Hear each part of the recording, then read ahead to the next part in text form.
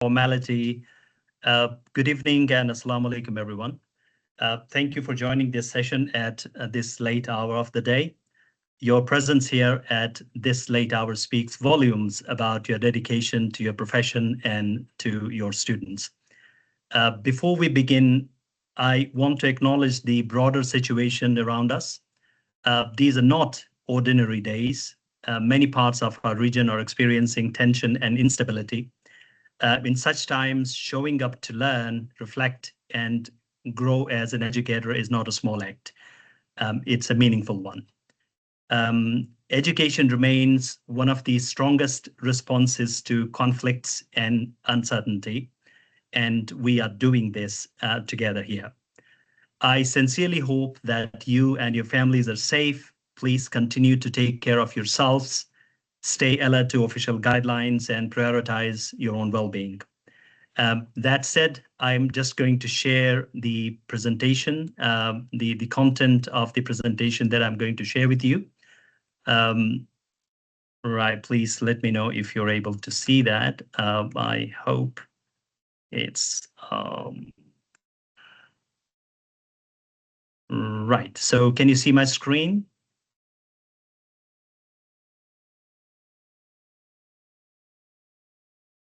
Yes. All right. Okay. Yeah, I can see a thumbs up there. Yeah, that's the best way to interact, because sometimes probably we don't have the chat feature here. And a few things about housekeeping. Miss Samar, is that the right pronunciation of your name? Sorry. Yes, it is. Okay, yeah. So she'll be sharing links with you as we are moving on, because we don't have the chat feature here, and we need it for a few of the tasks that I want to do with you all.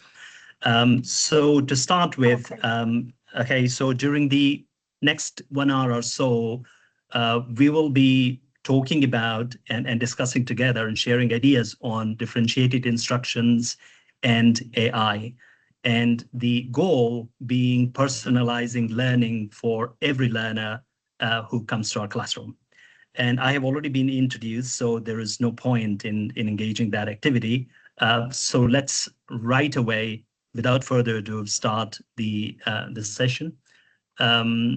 So a quick overview of what we will be doing in the session. So basically, the overall session is going to be about differentiation. But we'll be doing three things about differentiation. The first one is we will discuss why differentiation is important. In this part, we will try to rationalize differentiation. And in the second part, we would try to explore together, again, with your help, what actually differentiation is all about. And in this part, we'll try to define and understand the different components of differentiation. And finally, we will see how we can do differentiation when it comes to teaching. And you must be wondering, where is that AI component in all the three of them? So basically, the AI thing is in the how part of our session. So we will see how we can do differentiation in the classroom when teaching by integrating technology, specifically artificial intelligence. And that's the whole thing we're going to do today. Okay, so let's start with the first thing, that is the why. Okay, now why differentiation? Now, to start with this very important thing, I want to bring one of your students into this session. And you'll be wondering, my student? Yeah, so these students are not unique in the sense that they are always the same everywhere, and they're unique in being different, and that is a reality. So I'm just bringing an Ibrahim from any classroom, and this Ibrahim is not a particular Ibrahim called by that name. He is any student in the classroom, or for the sake of diversity and inclusion, there are for some female colleagues in the session. So there is a Sarah or an Ibrahim, one of the students. They represent any student in the classroom. Let's bring them to our session. So this Ibrahim or Sarah is either the student who needs more support when we are teaching. So he is below the level of the level that you're teaching, or in other words, he is below the other students. His level of language is not up to the other students. So he needs more support. So let's call him a support learner. And this Ibrahim can also be someone who is just on target. So he is the right student for the right level. So he is a Sarah or an Ibrahim who is just appropriate for that level. So that, in other words, he is actually doing everything expected of him in the classroom. He is good for the course book that we are teaching. He is good for the course content that we are teaching. So that he or she both, right? So this is the on target level Ibrahim or Sarah. And a third thing, a possibility is that this Ibrahim or Sarah can be an extension learner. And an extension learner by definition is someone who is beyond the level of the rest of the students. Or, in other words, he is beyond the level he's placed in. In other words, he is a misplaced student who shouldn't be here. He should be in a higher class, right? So these are the three scenarios we all have in our classrooms. It's nothing new.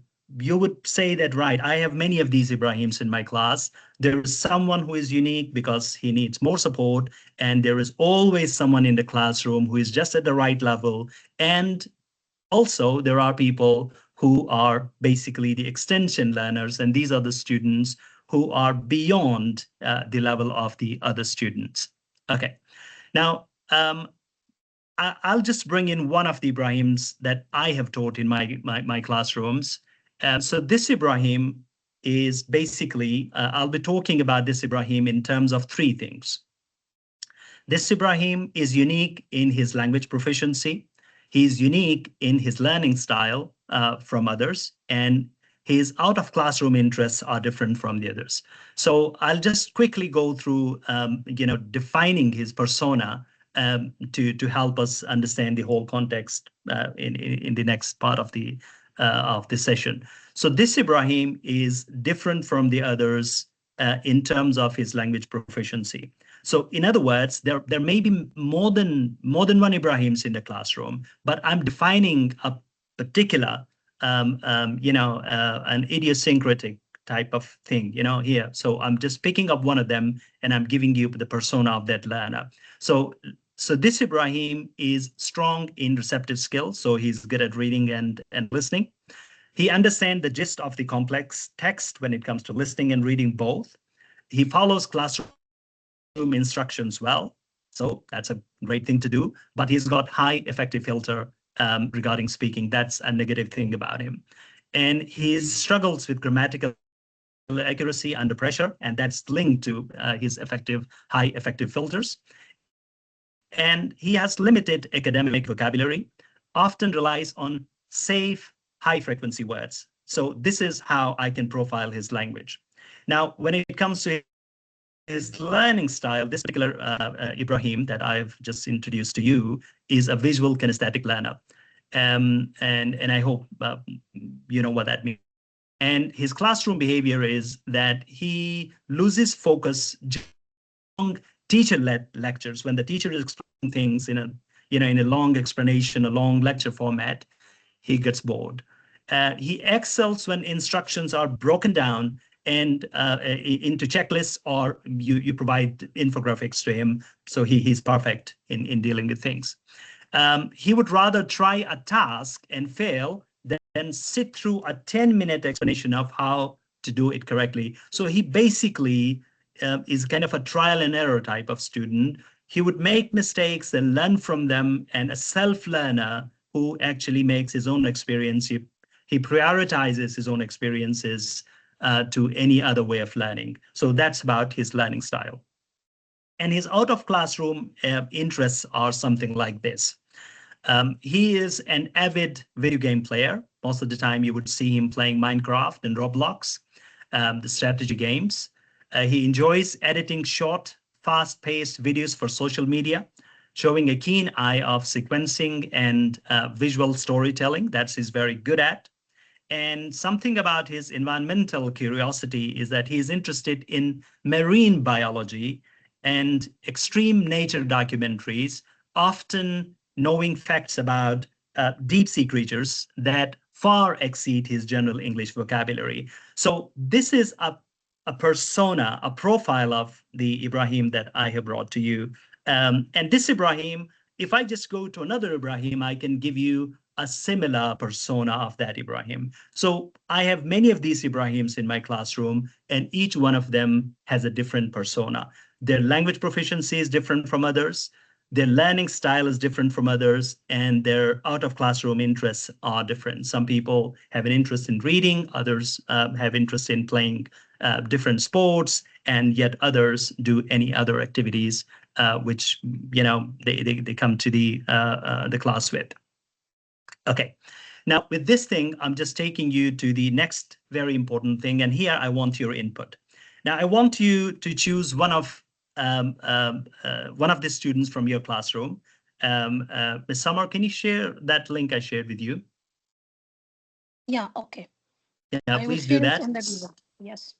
Okay, so this is in the group. You just go to that link 1, and you would see this thing on the screen. And under there, you would see that it allows you to comment there, right? I'll just go out of the slideshow, and probably I'll be able to access it. So this is the one I'm asking you to go to, the first one. Can you see the screen now? Yeah, that's the one.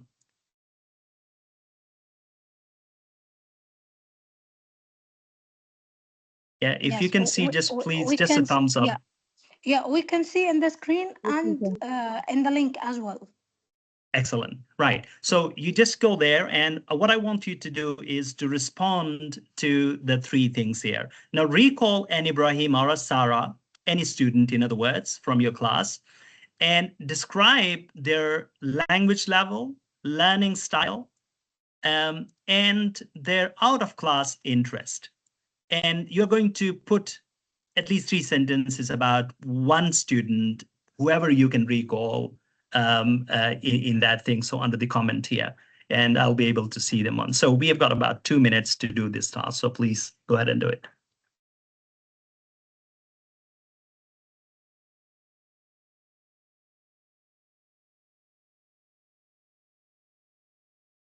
Excuse me, sir. Could I get a hold of this link if possible? Could someone send it to me on WhatsApp?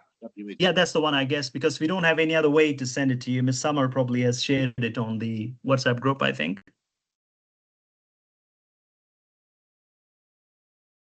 So have you seen that?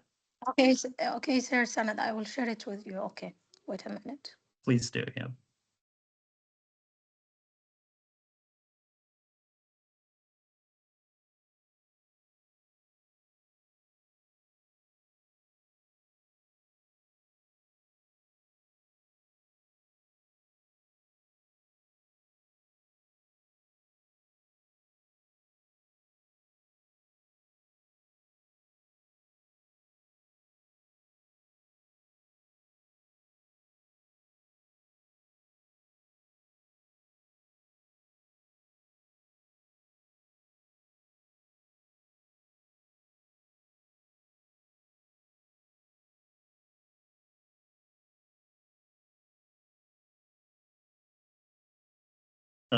Just to have an idea of how many people are there, I think there are not many. Ms. Summer, can you just open the microphone for them to share their ideas, just to describe one of their students? That will be quicker than actually going. They can, yeah. Please do it. So if any one of you wants to jump in and share, describe one of your students, that's easier. Yeah, probably Sanad, you please go ahead. I can just see your hands up. Yes, actually, one of my students who, came to the center where I teach for a number of months to improve his basic language learning abilities in the subject of English. He had a great his name is Ali, and he is a support student, as you mentioned, Ibrahim, and he faced a lot of difficulty in understanding the basic concepts of prepositions and helping verbs and so on and so forth. And we worked with him slowly, and over the course of maybe 7 to 8, maybe to 9 months, he was able to read or comprehend partially a paragraph and so on. I know it's a long time, but this is the level of progress that we have with these Ibrahim students, so I can understand where you're coming from. If you can give me more ideas on how to deal with such cases, that'd be very helpful. Thank you. Right. Can you say a few things about his learning style? What is his preferred way of learning? His preferred way of learning, he is the kind of person who appreciates information that is given to him on a silver platter. So basically, a person who comes and teaches him has to be well groomed and well proper. And the only thing that he probably understands are basic block letter words that be very visual for him to understand how the breakup of these sentences can occur. And you have to be very careful and very easy. Never use any A1 level words. You try to simplify the words from A1 to A0. Okay, got it. So the next very important thing, do you know anything about his out of class interests? Yes, he's very much interested in cards. He's obsessed with cards. Period. Okay? Let's stop there. Excellent. Yeah, so I needed all these things. So please keep them as brief as you can. So who's going to be next? Rabia. Yeah, please go Rabia. ahead. Yes, okay. Please Okay, sir. In fact, there are many Ibrahims like the one you mentioned.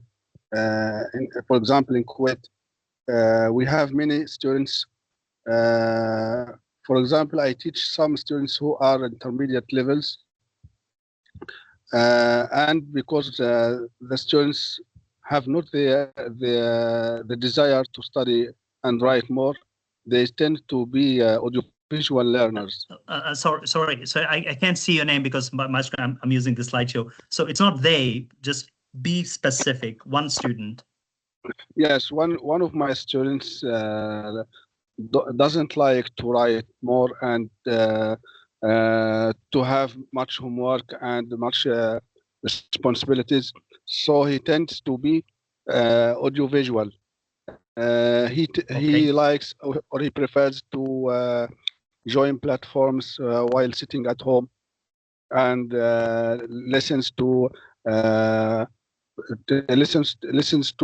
lectures and recorded lessons on different platforms and sees lessons presented or explained to him through different platforms.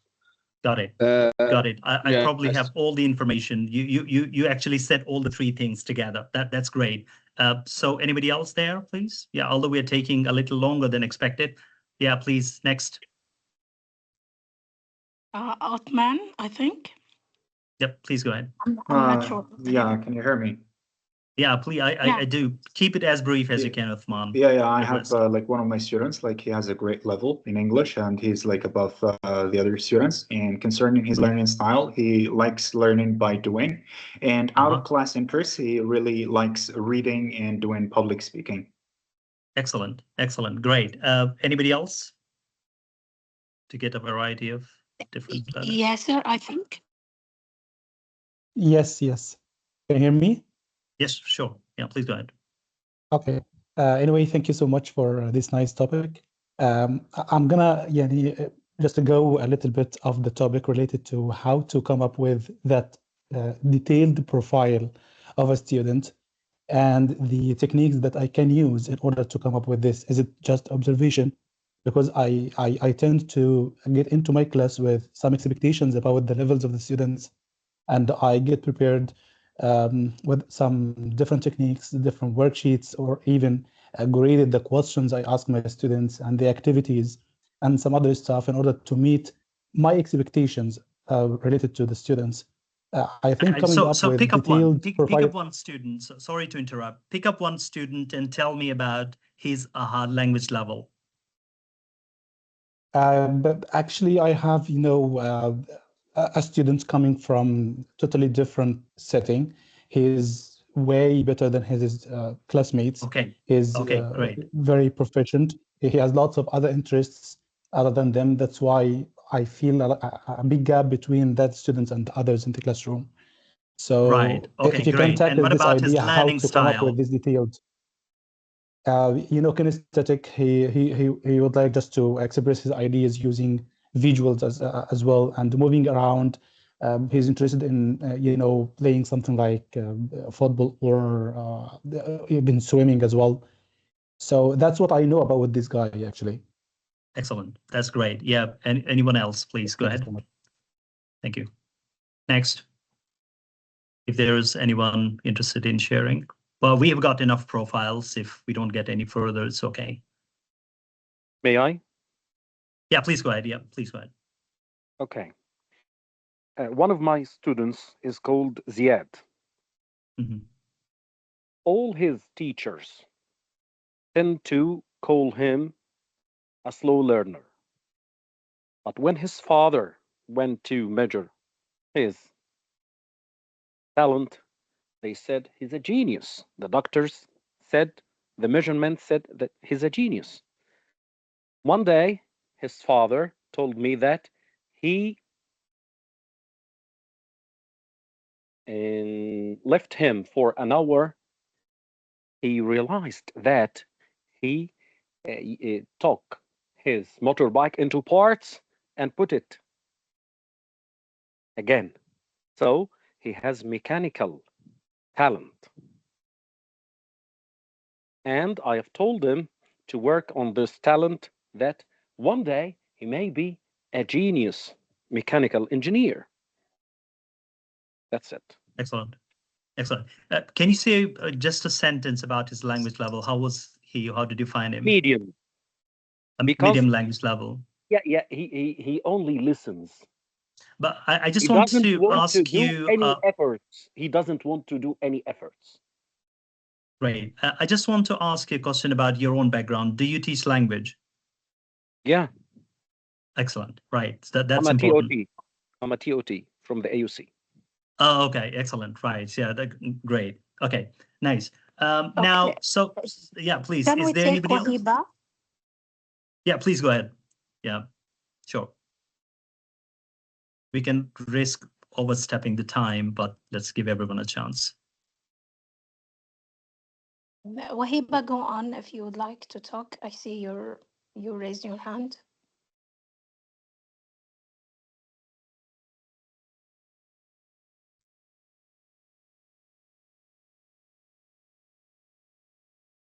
Okay, maybe we lost her.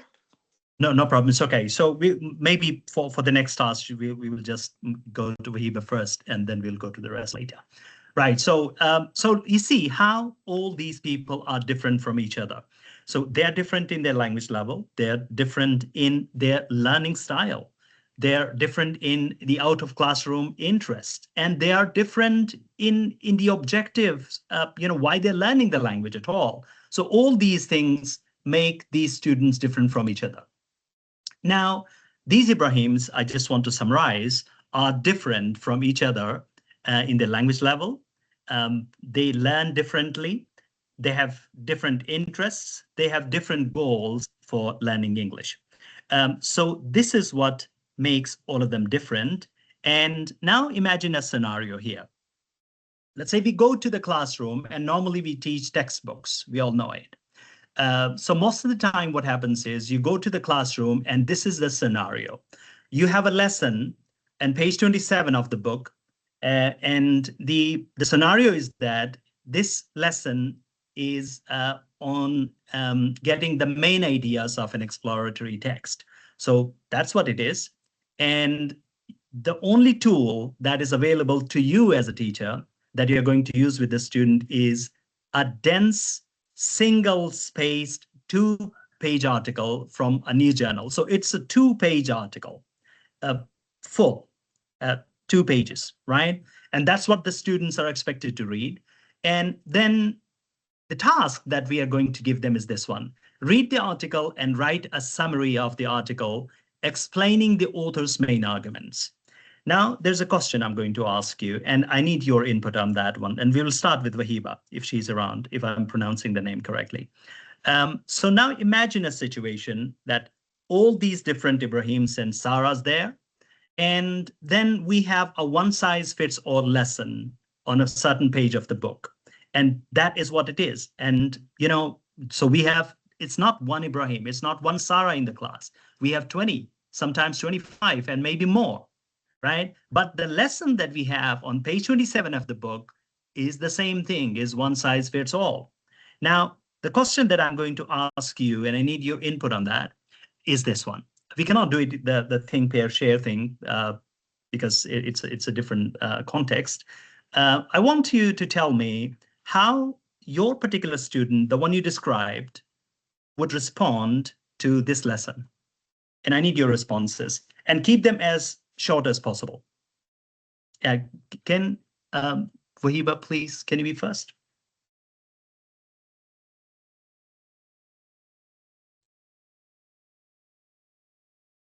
If not, anyone who is ready can contribute.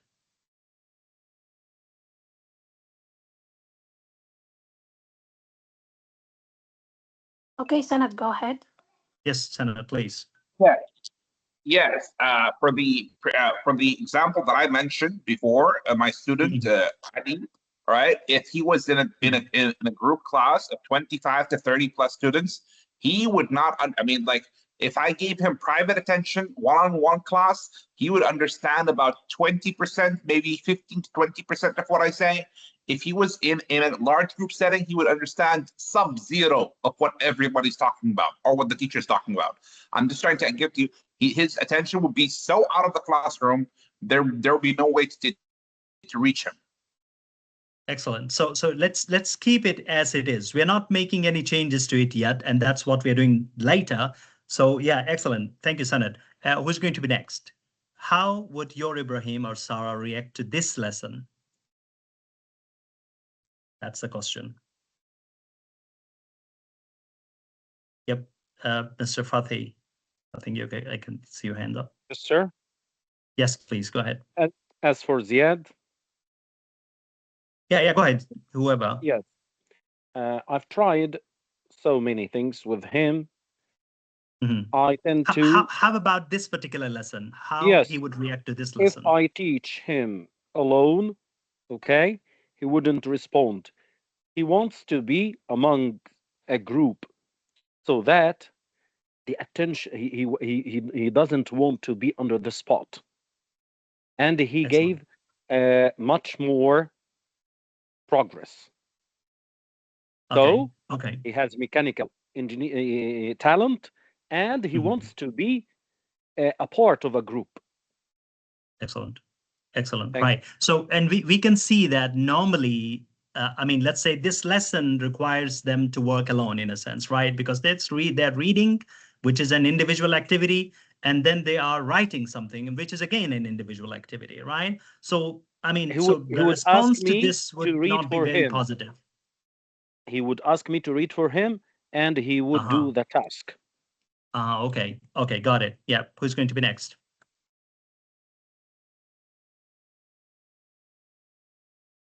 Yes, Rabi. Yeah, please go ahead. Yes, Mr. Ahmed.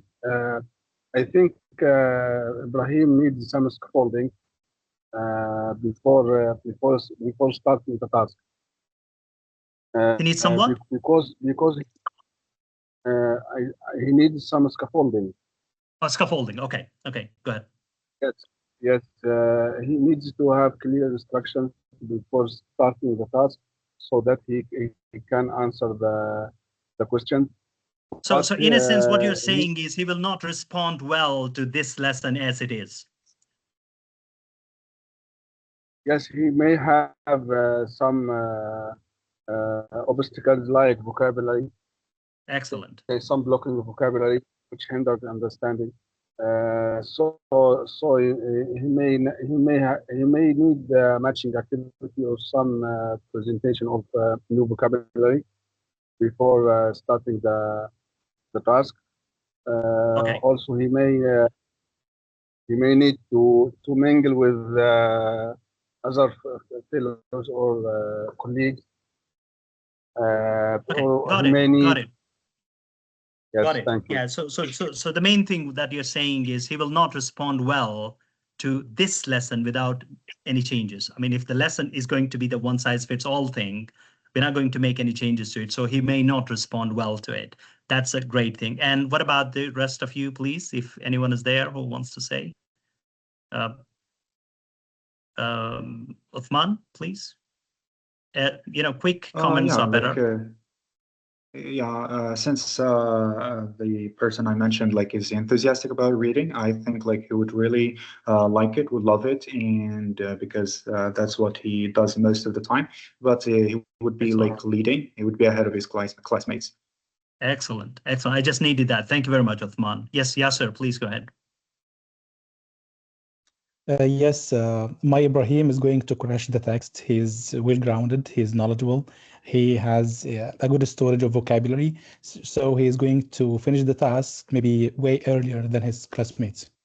Excellent. Yeah, this is very important observation. So he will finish it earlier than his classmates, right? It's very important. Excellent. Anybody else? Who's going to be next? Rabia, I don't know if you contributed anything, because I saw you raising your hand.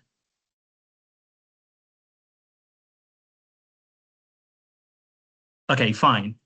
I can also see Sanad did contribute, Mona and Wahiba.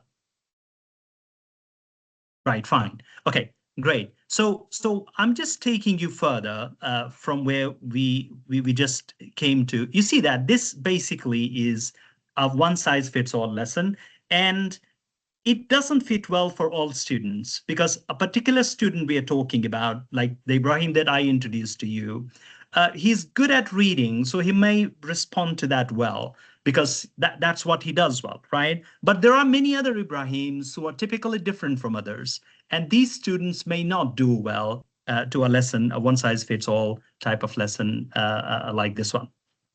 Okay, now the idea is this: what we are doing when we are actually, bringing this lesson, a lesson like this, a one size fits all lesson, we consider the lesson as a constant, and the students remain there. The support is the same, and we are giving the same level of support, the same content, and everything that goes to the student is the same.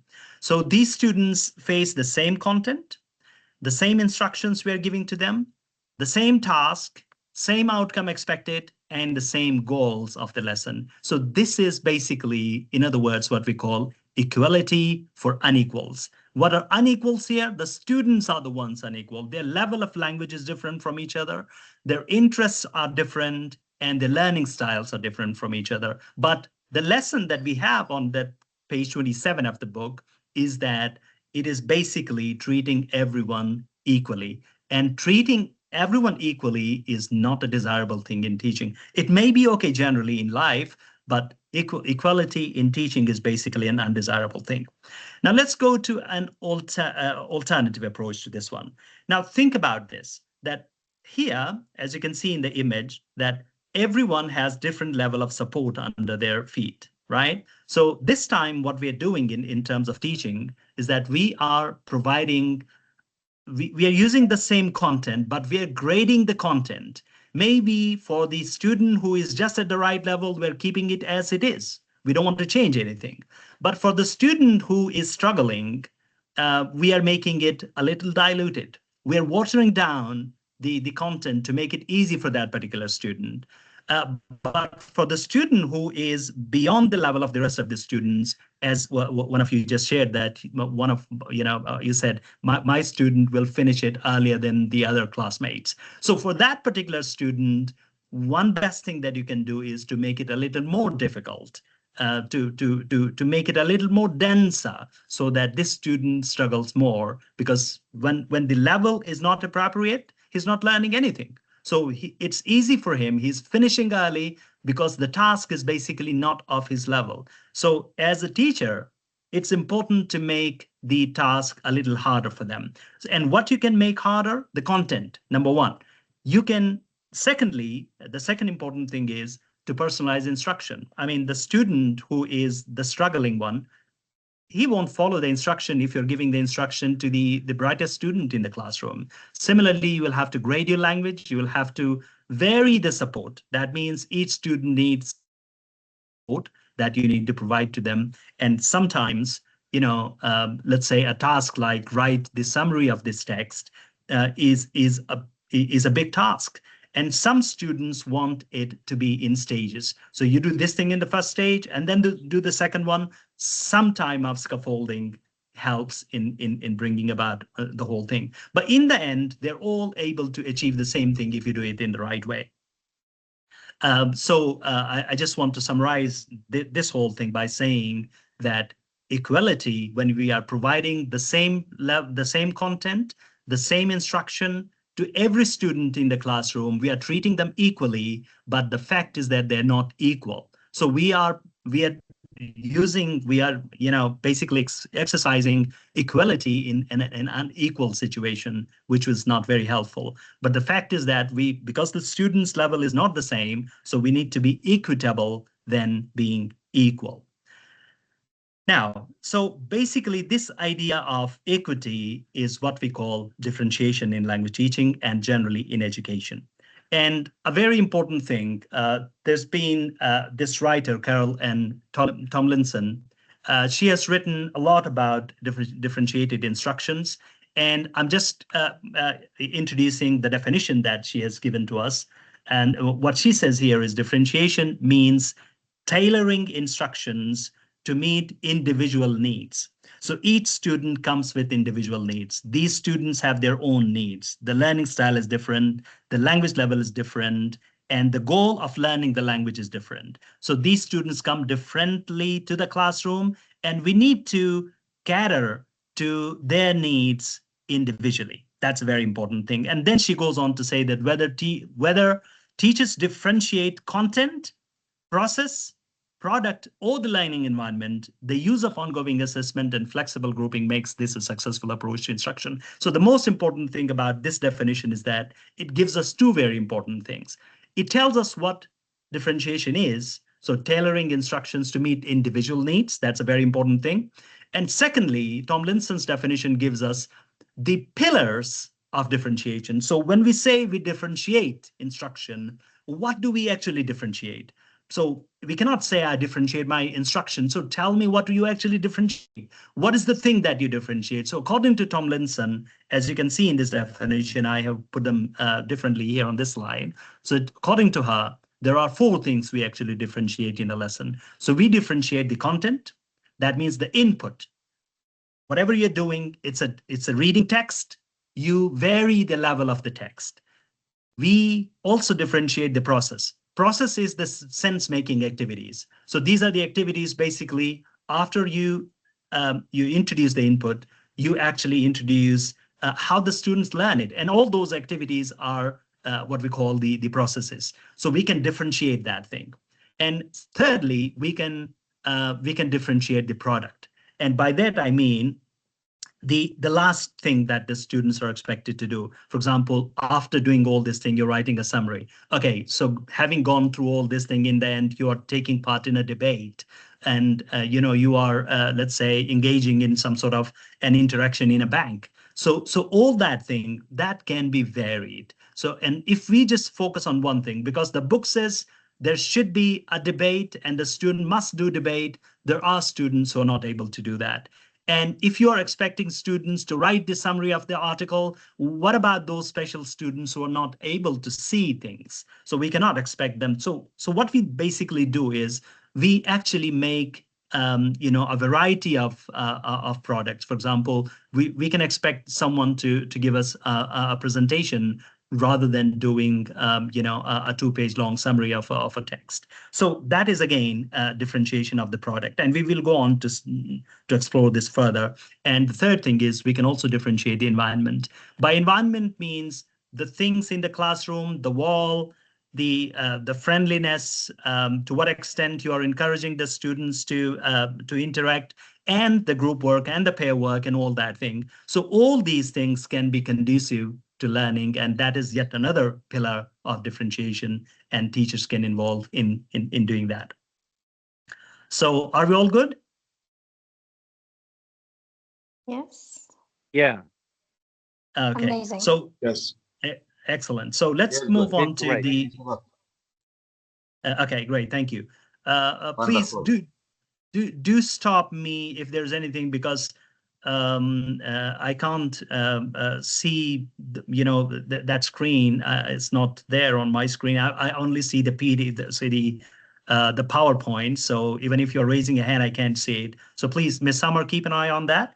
If someone is raising a hand to share a point, please let me know so that we can give them a chance to interact. Right. Okay. So let's go to the next one. So these are the 4 important pillars of differentiation. There is a question from Salwa. Yeah, please go ahead. Yes, Miss Summer, the screen of the PowerPoint is not clear. I can see only the presenter. Oh, really? Is there But the rest of PowerPoint? you can see it, right? The screen? Yeah. I can see the screen from the beginning.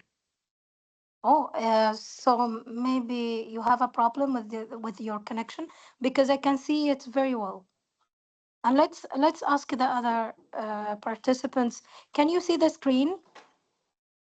Yes. Yes, Yeah, yes. for me, yeah. yes. Please Yes, tell yes. her to Yes. use two of her fingers to zoom it in or out, Oh, so that it would be clear for her. okay. Okay. Yeah, please do that if that helps. How? Right. So are we good to move on? So Miss Salwa, he asks you to zoom it out and using your 2 fingers. I think he is asking about that, or telling us about that. So I it's think not me, right? Yeah, not you, not you. Yeah. Yes, I Okay. think someone else. Yes, Mr. Yasser has No. a question. Mm. I saw it now, Miss Summer. Thank you. It's Oh, clear Okay. now. All what right. I So didn't do great. anything. Great. What happened? Oh, I don't know. Excellent. it's Thank okay. you. That's fine. Mr. Okay, Yasser, I think, has a question. Yes. Yeah, sure. So we all agree that the differentiation is important, but I need you just to elaborate a little bit on the application, because I think when it comes to our grades, Sorry, think I'm going labeling to the student- interrupt. I'm just going to interrupt because that's coming. That's upcoming. Just Okay, give me a okay, no hold on. problem. Okay, thank you so much. Right? Okay, So thank you. let's save time. Yeah, it's good. It's great. So please, if it's a longer, if it's a question that needs a little longer answer, please keep it to the end. But it's a very quick one. You want to add something to the discussion, please do raise your hand and participate. If it needs longer response, we can keep it to the end, right? Okay, thank you for your understanding. Now so basically, as I said, so these are the 4 the pillars of differentiation. Now, with these 4 pillars of differentiation, let's go back to the lesson I told you. I showed to you that there was a this lesson, there was a 2-page long article followed by a task, and the task required students to read the article and write the summary of it, highlighting the main points of the article. So that's what we basically meant to do. Now, think about it. To the left side, that's what it is, right? So, okay, do it. Very simple. There's nothing else. So the page with the 2-page article is there, followed by 3 activities, A, B, C. And the last activity is write the summary of the main ideas in this passage. So they do it. Very simple. There's nothing else you're doing. Life is easy. Go to the class, ask the students to do it. This is one size fits all. The one size is the content that we are taking to the class. Everyone is facing the same thing. But what is happening is we are not actually giving attention to the diversity in the classroom. We are not actually taking into account that the students, 25 students in the classroom, there are 15 different learning styles in this class. There are 10 different language levels in this classroom. And there are students who think this is too easy for me. And there are students who think this is not for me. I'm not at that level. So all that is going on. So the solution is in differentiation. That's what I want to say. I want to say that okay, so let's go into the content. The content is the 2 pages. Let's make multiple versions of those 2 pages. So for the student who is struggling, the below level student, the support level student gets an easier version of the same text. And the student who's just at the right level will get the same text. And the student who thinks this text is too easy for me, we will need to make it a little more complex version of the same text. And that's easier, right? This is one thing. Similarly, the process. There are tasks there, which are basically process tasks, the sense-making task, in other words. These tasks can also be varied. So we can just making multiple versions of these things, okay? Because I'm a student who can only respond to things when I listen to them. And one of you said, my student will only do it when I read it out to them. So this student will not respond until I read it to them. So when you're reading, what you're doing, you're personalizing it to him. You are doing you're making the process, you're differentiating the process for that particular student. And that's exactly differentiation. And similarly, at the end of the task, one student says, okay, I'm in your class, but look, listen, I can't write because I can't see. I'm a visually impaired student. So for that particular student, you cannot insist on on writing a 2-paragraph long summary of something because they cannot see. So for that particular student, the first thing is you need to differentiate the content, making it more of an audio version of the text. And then the product, the last task, you might just ask him to summarize in a podcast format, rather than doing it in the shape of a written text, which is not definitely possible. Similarly, the environment. The students are sitting, let's say it's a big hall, 25 bolted chairs, and the students come and sit anywhere they want. You can just do some differentiation about the environment. You can put students together who don't have that effective filter. They can sit together, they feel easy talking to each other. Or maybe they don't feel it like a comfort zone. When I'm sitting with this particular student, I don't have any issues. But when I sit with the sharper students, I feel shy, and I don't want to make mistakes in front of them. So all those things are there to manipulate, from the teacher's part. So this is basically differentiation. But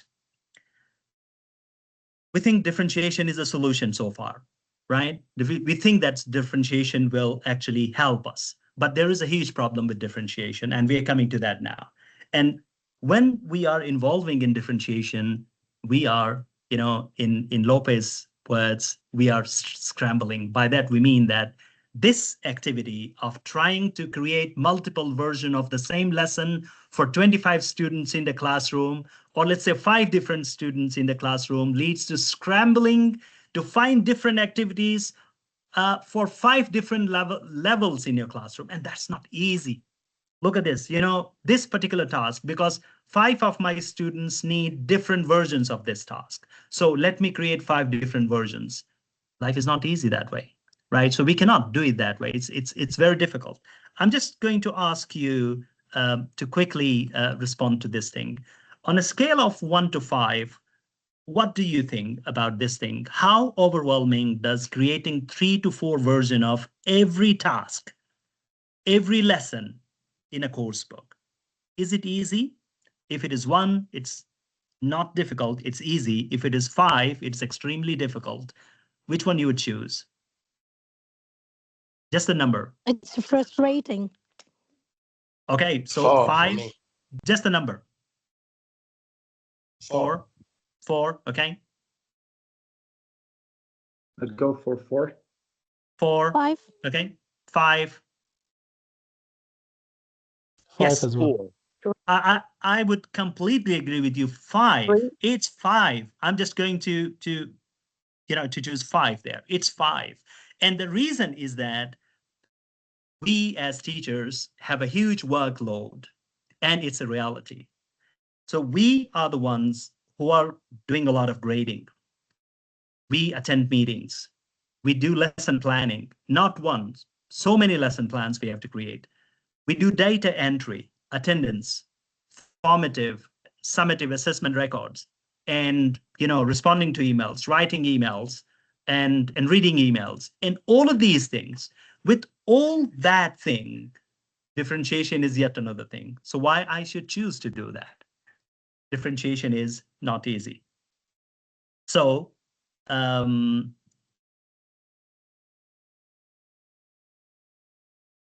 okay, yeah. So I meant to skip that part. So let's come to this one. So right now, we presented differentiation as being a problem. First, we said it's a solution. Then we said it's a problem. The problem is differentiation is a problem. If it is a problem, then we are coming back to a solution, right? So what may be the solution?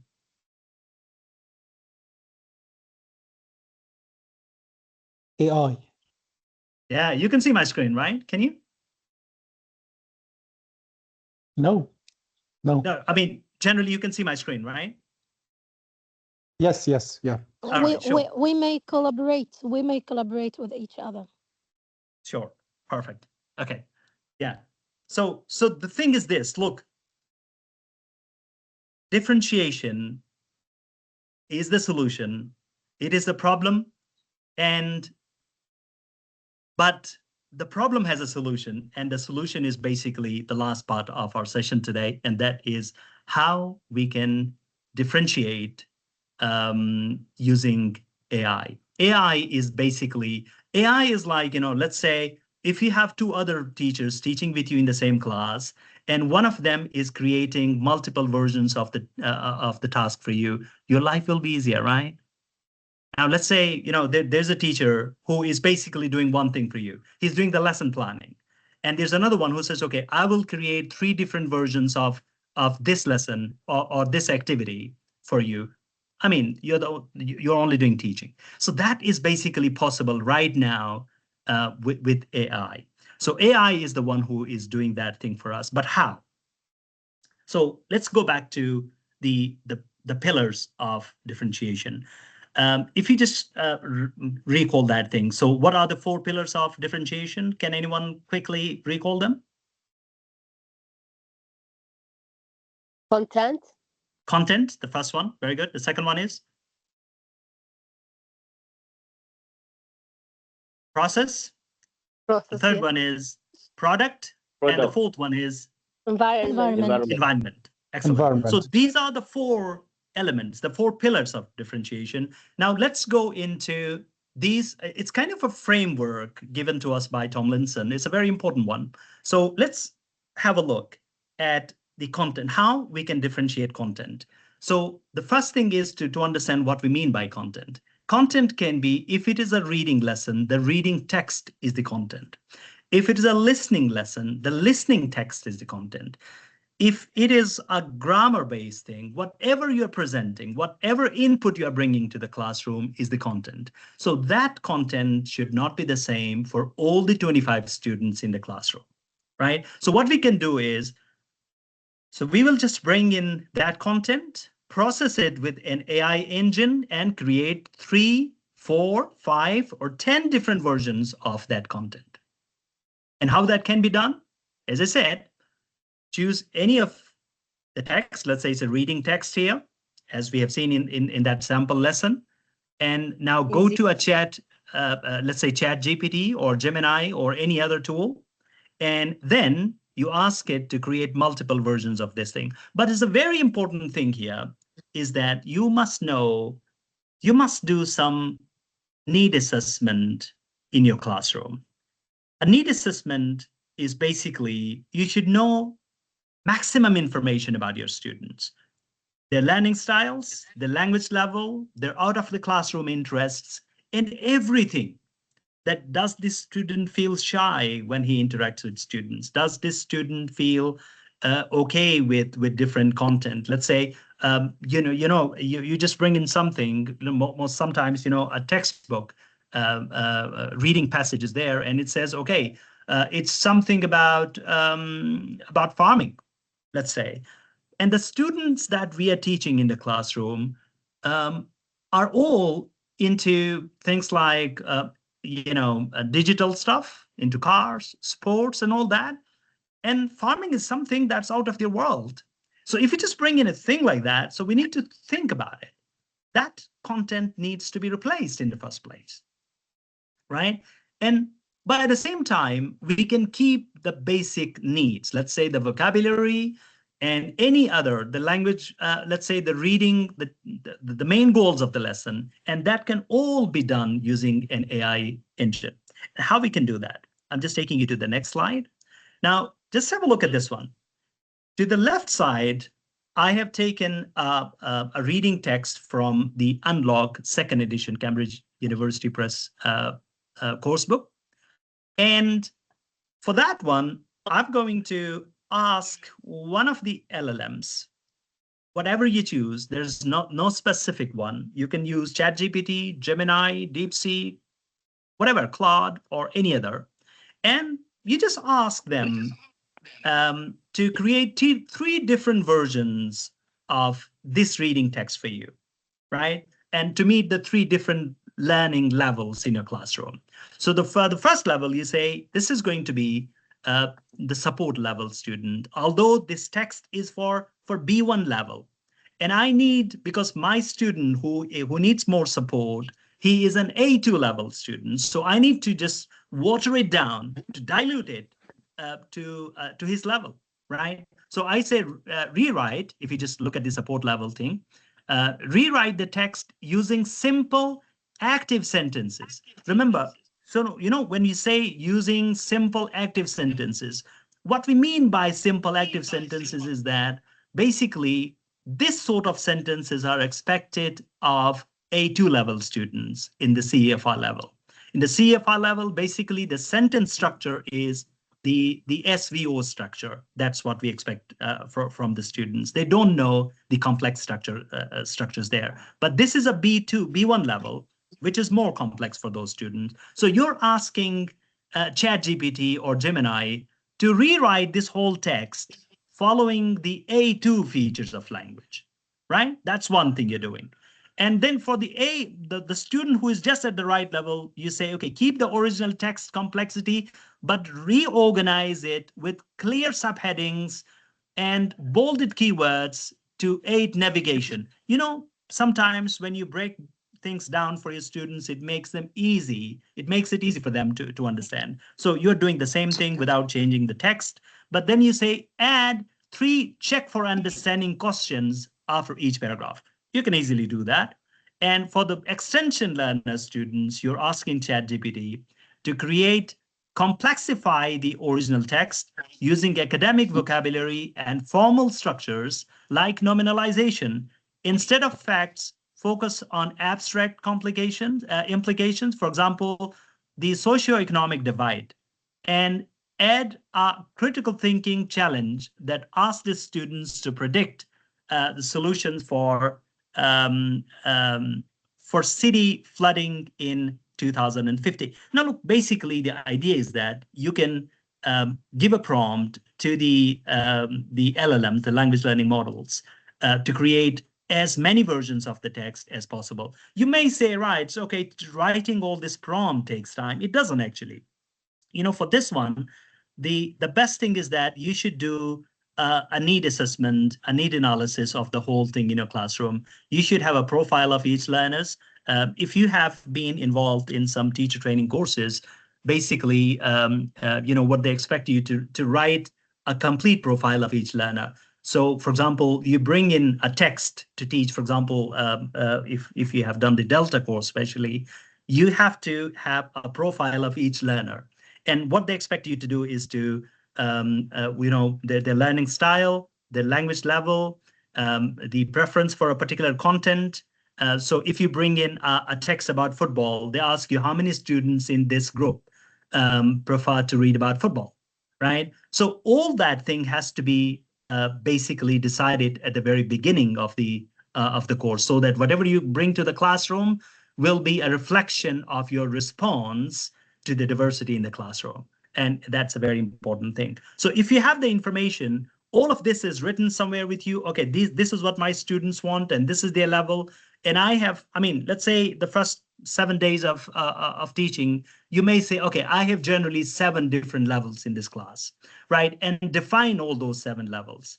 So these 5 students have a problem with, let's say the language level is below the normal level. These 3 students are above the level, and these 5 in the middle are just right for the level. And then again, make another sort of profile. And then you put this all into ChatGPT or Gemini or something and ask them to create a different variety of the task responding to that diversity in the classroom. So this is how you can create multiple versions of the content, the input. Are we all good so far? Yes. Yes. Right. Okay. Okay. I planned to.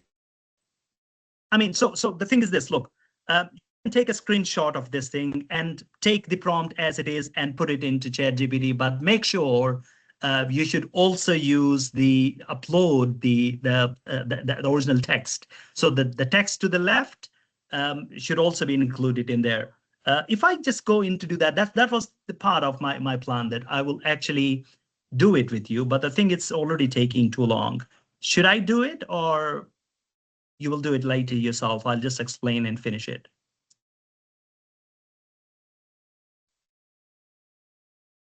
I think You can do it. sorry. Yeah, so I didn't get that. Please say now.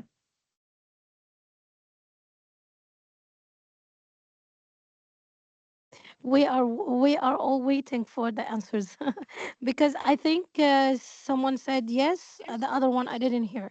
So it's up to you. Let's say if you agree to do Okay, it. let's do it for one. So, We will use it for just one okay. of them. Okay. It's okay. We'll use it for one. Let's say this is the text, and I want to create multiple versions of this text, the content thing. So for this one, this is my prompt, right? So I'll just copy this prompt as it is. I'm not going to make any changes to this.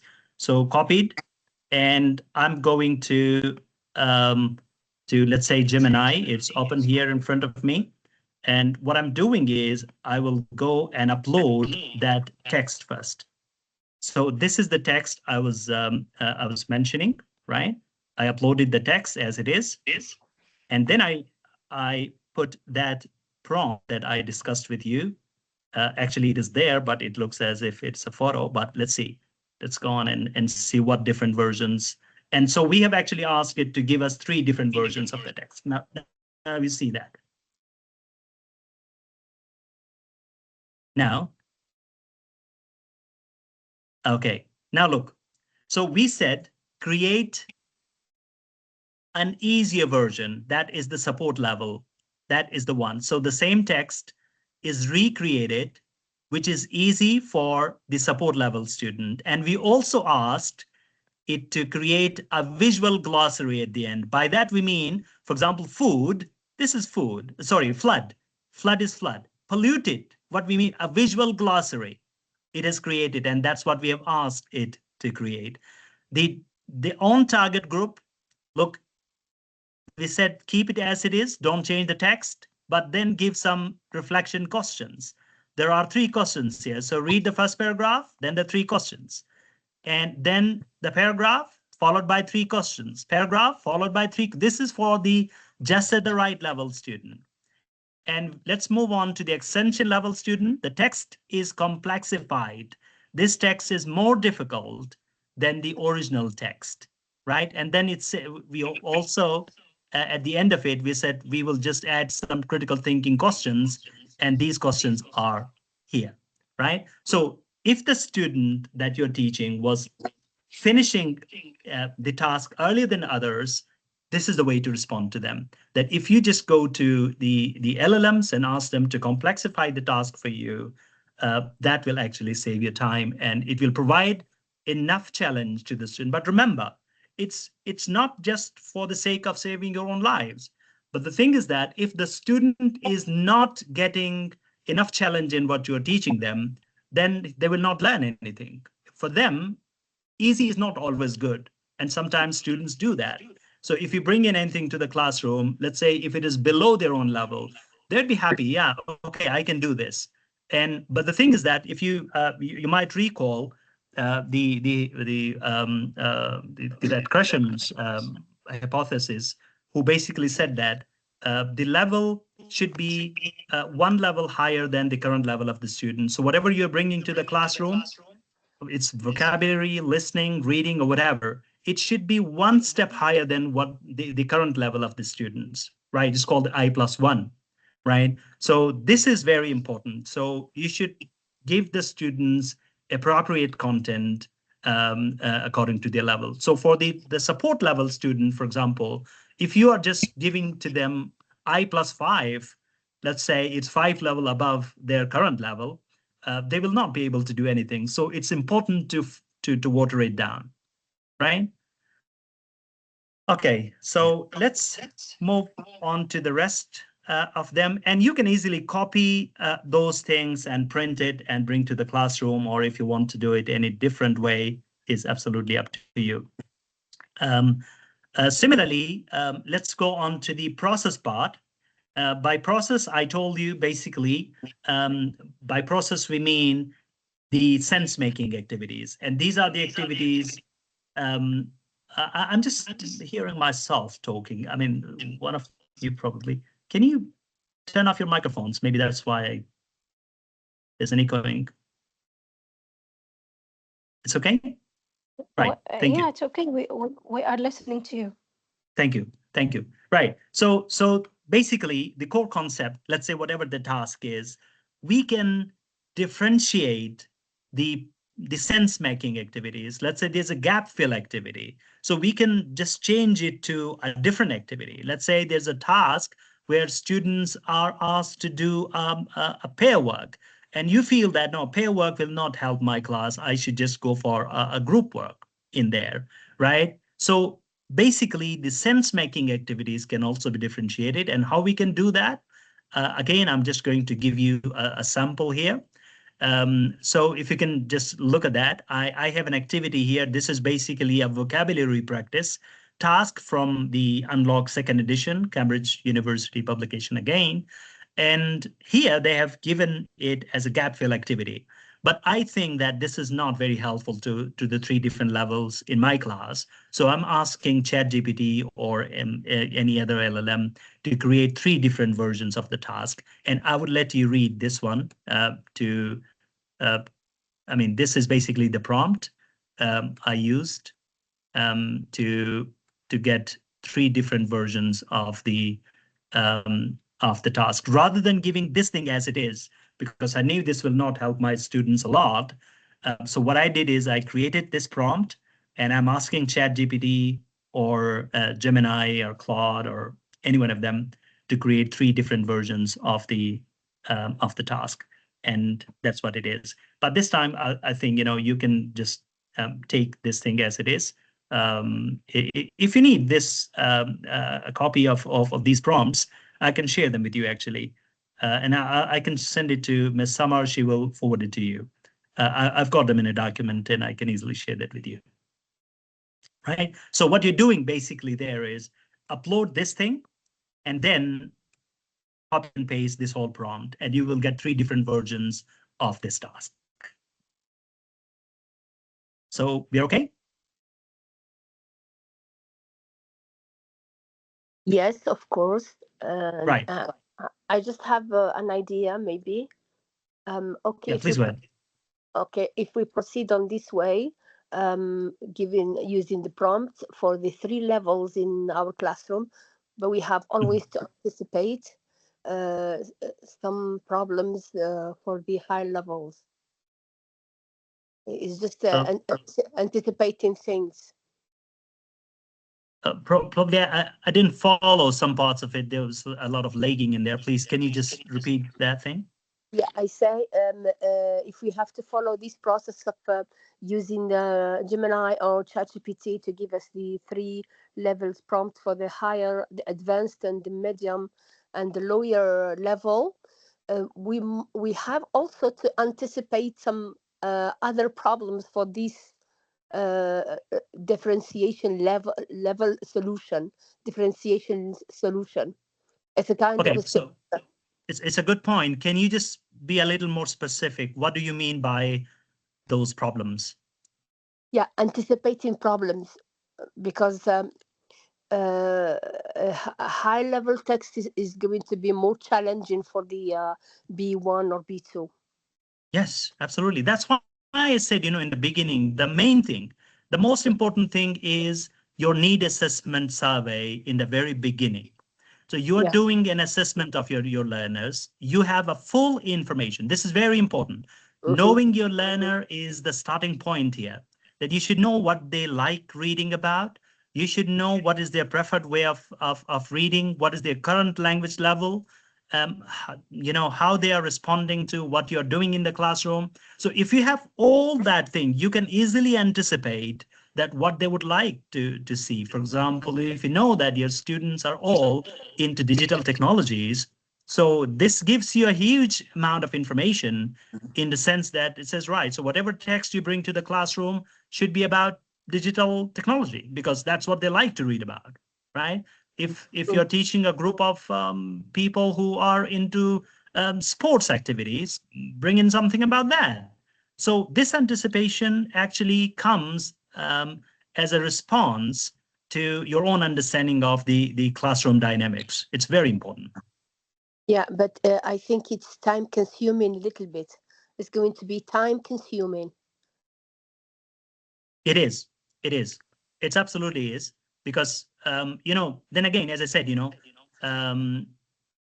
it's something that cannot be ignored. Yeah. Rather than because otherwise the cost is very heavy. I mean, if you're not doing it that way, then one size fits all, right? Yeah. I mean, so we have to weigh in that thing.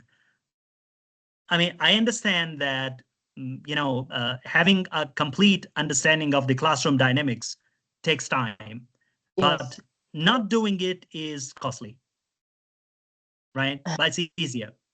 Yes. Thank you so much. Yes. You're most welcome. Right. Okay. Can we just go to the next thing? Similarly, I'm just going to we have two more of these pillars to discuss. Let's say the products. Normally, what happens is at the end of the lesson, there is something that we want students to write.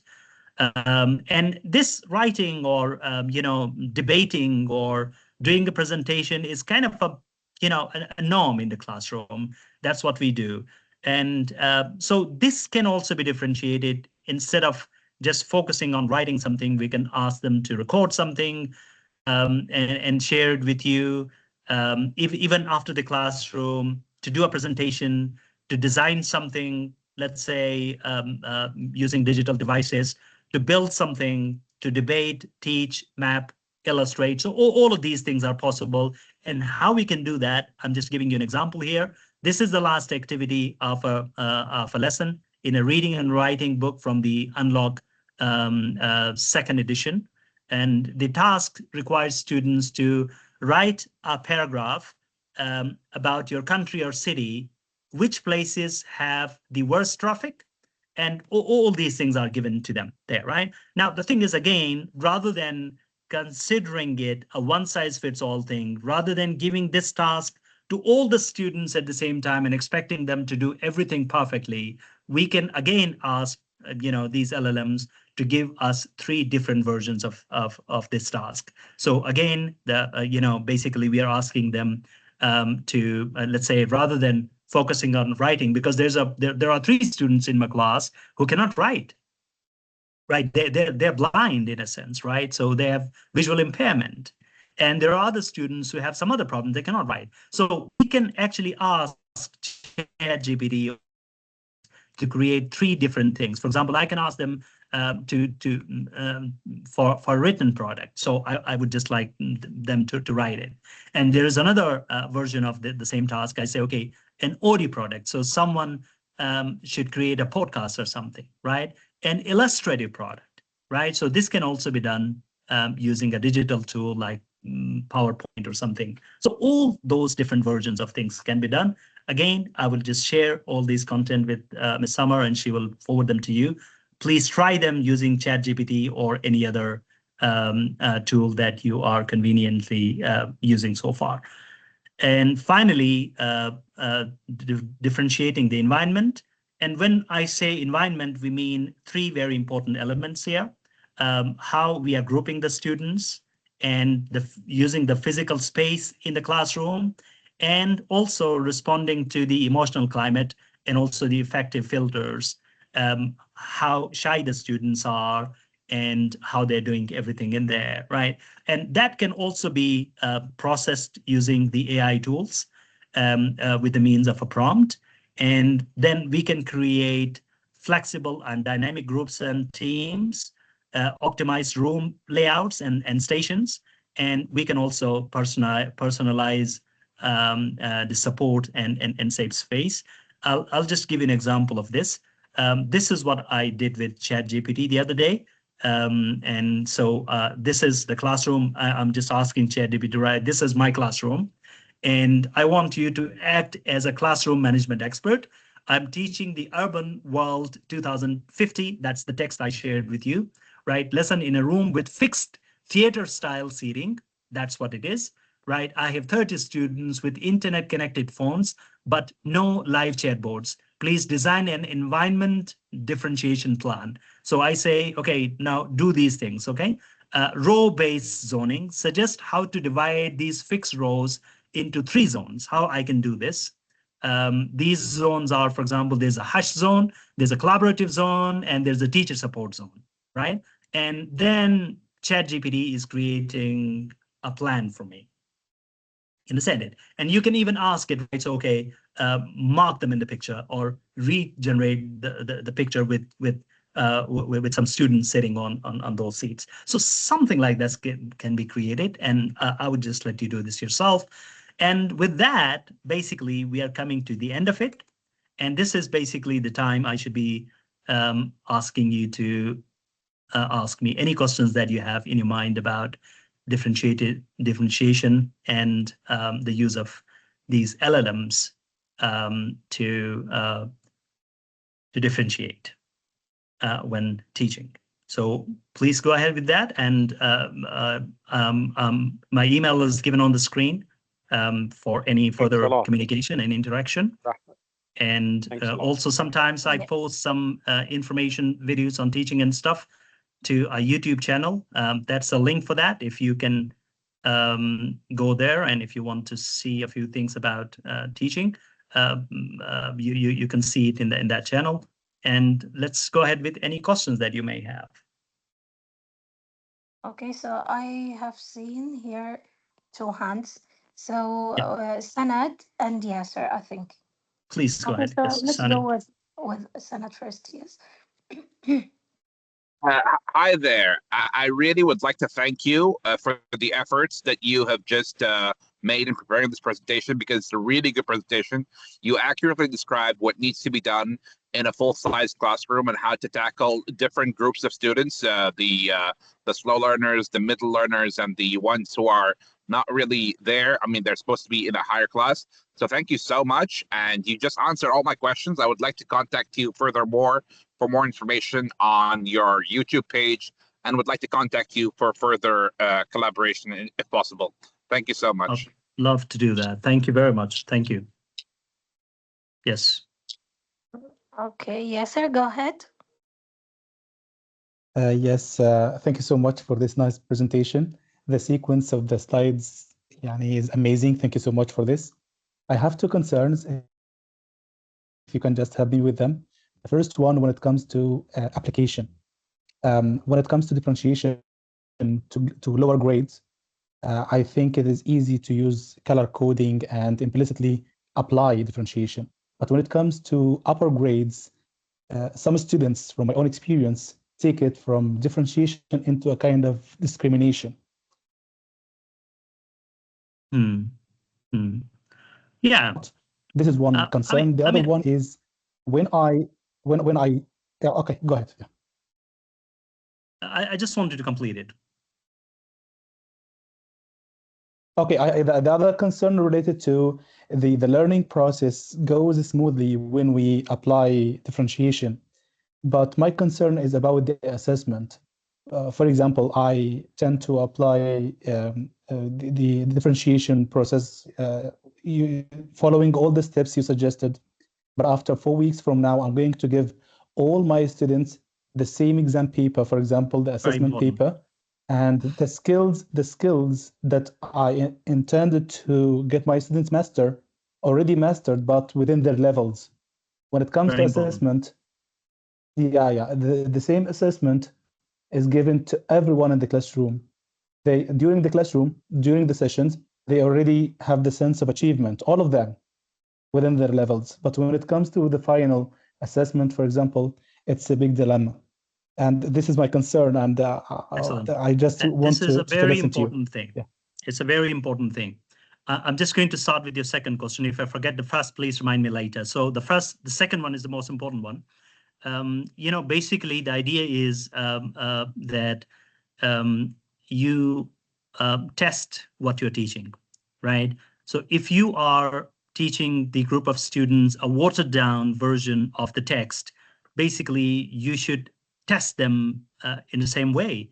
Are you providing a watered down version of the text in exam 2? It's a very important thing. Look, the thing is this. Normally, when we say we are differentiating the text, what doesn't change in differentiation is the main goal of teaching. The course goal don't change. The lesson goals don't change. Basically, differentiation is the scaffolding that you are finally preparing the students to be able to do something, right? That's a very important thing because, in response to one of the colleagues here, I said, look, basically, sometimes it's like this. Either you differentiate and do something in the classroom, or you don't differentiate and don't do anything in the classroom. If you have to make a choice between these two, it's good to differentiate and do something in the classroom, because otherwise what the students are going home with is nothing, right? So at that time, a bit of differentiation and some sort of development taking place there is a desirable thing compared to a situation in which, because it's not going to be tested this way, so I'm doing it this way, but how many students are benefiting from it? Zero, right? Because in the end, and I understand it, so the theory of differentiation is that, so whatever you're basically teaching, in the end, these students have to be tested in the same way. So we are actually preparing these students for a certain level, and that should not be compromised. Remember, in some cases, it's also said that you can, for example, in your own classroom dynamics, you say, right, okay, so you make it clear to the students that for the first 4 weeks, you're going it this way. And the intention is that by the end of the 4th week, you will see a development in the weaker students, and they may not need any more support, right? Because they're gradually moving forward, right? You're teaching them. So that will ultimately help you achieve the overall goals of teaching everything. Otherwise, I completely agree with you that there are all chances of having these opinions that because that's not being tested, so I will do it the way it is given to me without any differentiation. So my point, as I said, I said 2 things so far. Number 1 is differentiation. At least the students are going home with something. Secondly, there is a limit to how much differentiation you can do. For example, with this particular student X, you tell him, look, I will give you some easier version of the text for the first month. And after that, you have to gradually take it back from them. So if you are it's not like reinforcing a negative behavior, right? So they will enjoy if you make it easy for them forever, right? And you cannot do it that way. So you have to provide some level of support and gradually take it back from them, right? So that's what I would say. And finally, as I said, so you don't compromise the overall objectives of the lesson and the course. And for the sake of interaction and some sort of growth, you differentiate the thing. But in the end, you're taking it back gradually, you're withdrawing the support you're providing. And that's the second question. And the first one was, as I said, I forgot that. Please remind me. So when it comes to application for the lower grades, it's easy. We can, quote unquote, fool our students the lower grades by color coding and etc.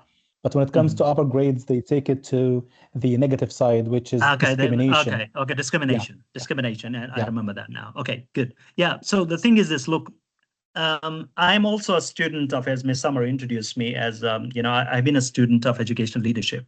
So one of the things is you are an educational leader. So I take it this way. By that, I mean, you are going to create a classroom culture. This is very important.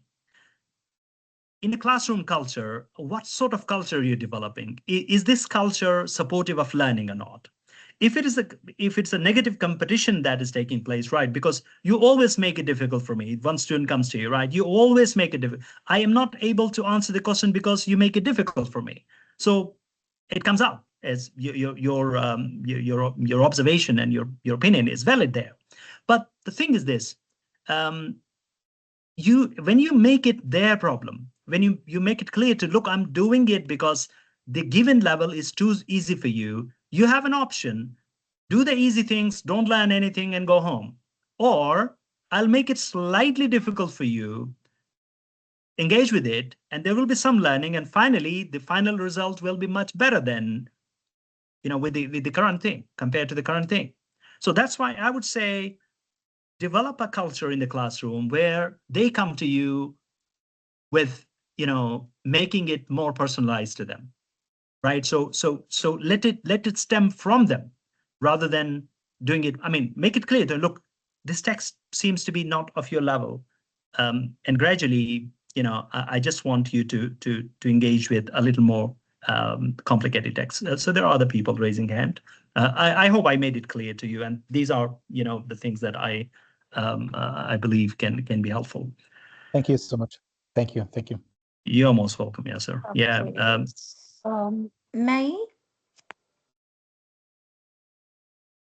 May go ahead with your question. I think also Sanad after May, because I think he has something to say about Yasser's question. So May first, then Sure. Sanad. Thank you. Okay, first, thanks a lot because I was just in need for teaching tips, and I just this is my first time for to be participated in a session on that, and I'm very honored because it's so much helpful. Can I know, please, if I'm first I don't know about teaching a lot. It's my first time, so how can you help me with the first things that I can start with? To know how I can teach for the first time teachers. What can I do, especially if I'm on the level of developing myself in English and this stuff. Thanks a lot. Okay, so if I understand you want my opinion about how you can start teaching. You are a new teacher. So in that case, if that's the question, my response would be, I mean, look, we all have been students before being teachers. So one thing that always helped me when I started teaching was how I was taught by my teachers. And I had opinions about how they were teaching. Some of those teachers I liked and the way they taught us, and some of them I didn't like the way they taught us again. So, I mean, have some ideals. This is the very important thing. Just follow the ones who you liked as a student, and be a little reflective about what you're doing, because in the beginning you probably are not expected to be the best, but if you're curious and reflective of your own practice, you will definitely be a good teacher. And you're having a concern is actually a proof that you are a serious teacher. This is a great thing to know, because when you say that how I do this is actually a starting point. I mean, sometimes overconfident kills. Sometimes, when people are too overconfident, this overconfidence kills. And I mean, the good thing about you is you are ready to know, you are ready to learn. And I would say start with how your teachers taught you. The best one of them, and you have been to classrooms, and that's the best model. And then again, you must have seen some theoretical stuff. And if you have taken any teacher training courses, implement some of them and be a little reflective about it. And you can also, sometimes be in the company of more experienced people helps. Ask some of them to come to your classroom and give you some feedback on what you're doing. Go to their classrooms and see how they are teaching it. So when there's a curiosity and an openness to learning, definitely you will excel in teaching. Yeah, thanks a lot. Thanks a lot. I'm so much grateful for what you said to me for these tips. Thanks a lot. You're welcome. Okay, Yes. so there's Sanad, then Sir Othman, inshallah. Okay, this is not really a question. It's just merely a point that I want to make. Our fellow teacher, Mr. Yasser, okay, he basically pointed out some really good concerns, and I just want to emphasize. I just want to reiterate another point is that we cannot be focused enough on the level of understanding for most of the students in the GCC. Okay, I've been in the GCC for the past 4.5 years, and basically their level of understanding is quite remedial. I'm going to be very blunt and say that a good portion of them, I'm really sorry to say that, they're idiots. And no matter how That's you try okay. to So from simplify a it, universal point of view, I appreciate your point of view. No problem. Okay. absolutely, absolutely. And the level of development is quite slow and quite weak. But the points that you've made out is very helpful for I just us want to to interrupt. differentiate. I want to interrupt. I mean, that part basically, I mean, it's, I mean, that's something probably not the case. I mean, we are basically doing it as an academic discussion. So there's always, there's a variety of experiences we go through. Maybe in your particular context, you might have seen something similar. But as I said, but basically the thing is this: it's not a monolithic, context. There are people, and I've been to classrooms with absolutely smart people, and then again, in some cases, there are people who struggle, and this is not unique to any particular area. There are people, all different contexts exist. I interrupted, because of that thing. Yeah, please go ahead. Sorry. No, thank you so much. You've explained exactly what I wanted to say. So yeah, but as you mentioned before, to differentiate it in such a way so that the slow learners can gradually understand and after 4 weeks probably not need your support anymore and be ready for the final exam. I love your enthusiasm, but I have to say it's easier said than done. I'm really sorry. I mean, look, the thing is this, it's definitely easier said than done. I completely agree with you, but you have a choice to make, right? I mean, what is the alternative? The alternative is this: do everything that's written on that particular page, right? Whatever is the lesson given to you. And what is the end result? Nothing. I mean, 23 of the 25 students will go home doing nothing. It's irrelevant to them. If you have a choice between these two things, right? So if someone is happy letting the students go home doing nothing, it's okay. I mean, but I'm not going to be too idealistic. I understand, there are those things there, but I mean, right now, very honestly, differentiation is easier now. Because of many reasons. One thing is, we have these monsters in our hands, the mobile phones. It's easy to handle them using them. And then again, the other good thing about it is that these LLMs are very helpful in creating multiple versions of the task. I mean, things were difficult 4 or 5 years ago, before 2022, when the LLMs actually entered the market. But after that, it became easier. And I have seen great improvement in my students when I actually brought more differentiation to the classroom. Definitely, it was much more than what I was able to do before 2022. yes, concerns are there, difficult it is, but the choice is like we have to make between those two things. So that's why I emphasize that it's always a desirable thing to do.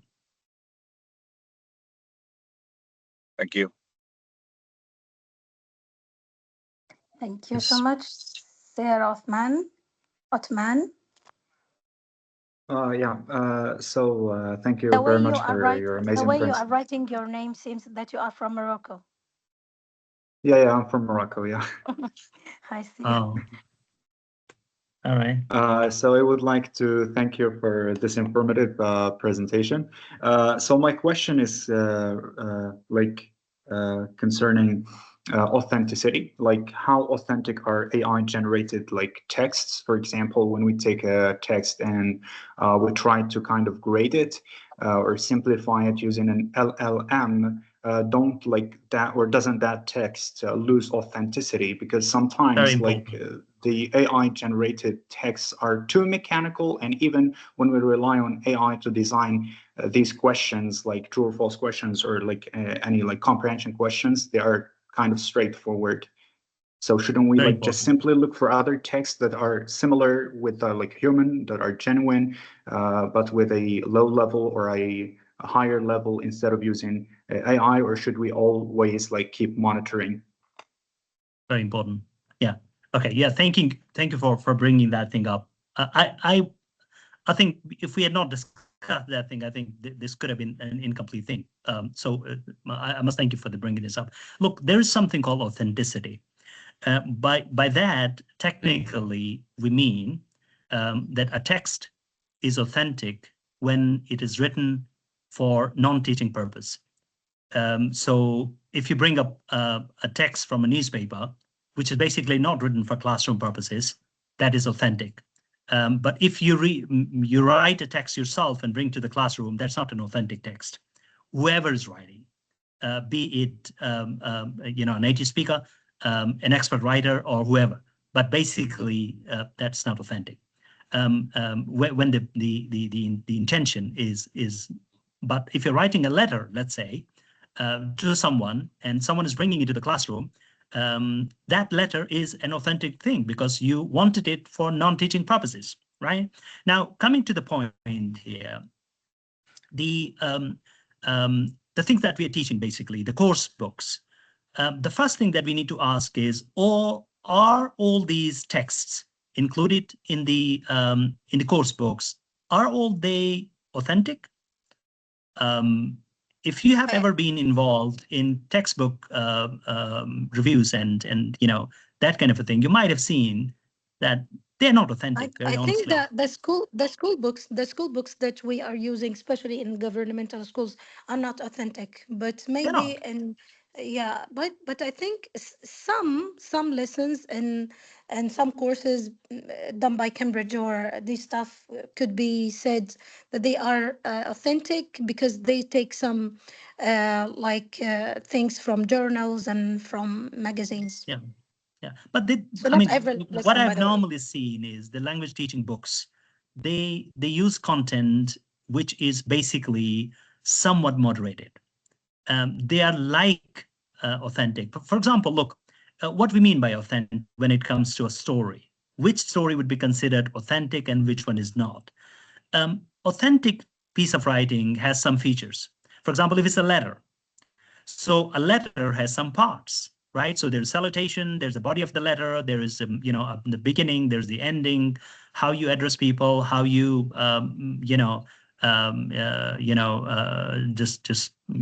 conclude the letter and everything. All these parts, when you're writing in the real thing, that's an authentic letter. But all these letters that we have in the course books, they're not authentic. They are written by someone, but what they try to do is they try to retain the features of the authentic writing in those things. So that's how basically they pretend to be authentic, right? So this is what the textbooks are doing. See, all these textbooks, whatever they are, they try to retain the features of authentic writing. And now coming to LLMs, and let's say when we are, this is a very important question about let's say when we are differentiating content, and this content is a reading text. So, I mean, after making those changes, after making it easier, or after making it more difficult, we are compromising authenticity. So basically, the point that I'm trying to make is, in the first place, that text from the course book itself is not authentic, right? That's number one. Number two, we must try to make sure that we retain the important features of authentic text, and do read that. So whatever the LLMs give you, don't rely on them 100%. Read it, and it should be basic and the most important features of an original, of authentic text. So that's what it is. Otherwise, yes, I agree with you. They're all sort of those things. And coming back to, again, I've always argued in this session, in response to previous questions too, that, you know what, it makes a difference. This is what I'm coming back to. I'm saying the same thing here too. It makes a difference. It's better than doing nothing. I said that to other questions too, but here too, when I would say this thing. But it's a very important consideration. But authenticity, there is yet another thing. There are multiple levels of authenticity. There are 9 or 10 types of authenticities. Sometimes being authentic interaction, for example. Let's say you're giving them a task, and this task is, look, come on, you're writing, for example, imagine this situation. So they're writing a letter. So you are writing a letter to the chef. Come on, in real life, do we ever write a letter to the chef? We never do that, right? Let's say you're writing a letter to the football coach. Come on, we don't do that. So, I mean, their authenticity is compromised. So, I mean, these authenticities, by all means, some of them, for example, if the LLM gives you a letter written to the chef, or let's say to the cook or to the waiter, right? So you would say, no, that's not authentic. This context is not authentic. So we need to change it. So you can always go back to it, read it, and make changes. Okay, thank you so much, Hello. Mrs. Mariam. Hello. And this CPAS. Okay. Okay, I would just say one thing. Differentiating using IA is a kind of a challenge, and I'm going to use it to try to do this challenge personally in my Excellent. class. Excellent. And thank Excellent. you so much. Thanks a lot. Thank you. Yeah, tell us the results later. Yeah, Yes. please do. Yeah, that's the most important thing. Yeah, sure. Thank you. And do let us know. I would say, if you need any help with that, do any of those things, please. Okay. You can always shout out, right? Okay, thank you so much. Thanks a lot. No problem. Okay, CPAS, and again from Thailand. Thank you very Okay, much. and it's very late in Thailand. Just to tell Dr. Ahmed, it's like dawn right now in Thailand. You're right. That's okay. Okay. Yeah. So with me too, it's 1 a.m. Oh, okay. That's pretty late. Thank you very much for your time and your presentation. I was just wondering if you could, because you said something about creating student profile assessment at the beginning. I don't know if you have an idea or a way on how to do it. If you can help me with the process, I'll be very happy. Okay. So normally there are different ways to do that. Sometimes the teacher training courses require you to do some sort of student profiling for each individual, all students in your classroom. And this can be done. There are different types of information you gather. For example, sometimes a need assessment survey is helpful. So you create a survey, and in that survey, you ask different questions from students. And this gives you an idea of the choice of content, for example. I'll give you an example. Let's say you actually have a question, a Google form that you're using, and using that thing. So you say, okay, which of the following topics you would like to read about? So there's football, there is farming, there is digital technology, there is geography, history, and all that. So let's say 5 or 10 students choose geography. So that means this is an indication that that topic is important to you and you cannot ignore it. In a class of 20 students, if 5 of them have a preference for geography, that means you have to proportionally include content on geography in your lessons, right? So this is one way to do it. And secondly, the information gathering is an on-the-go procedure, right? So, you have to be a little more curious and active, and, keeping a journal or something, keep, noting things. So it's not a one-off thing. It will not happen, let's say, within a day or two. You have to be curious, or, keep observing and making notes of things. So all those things help. You know what are the strengths of your students, what are the weaknesses, what they want to read, what they want to focus on, what are their language learning goals. There are 25 students. Some of them want to attend the class because they have to take an IELTS exam. And there are 5 others who want to prepare for a college admission test. So that kind of thing. I mean, so you should have a full profile of all the learners in the class. But then again, I would say there are definitely, need assessment surveys, and how is the need assessment is carried out. All of that.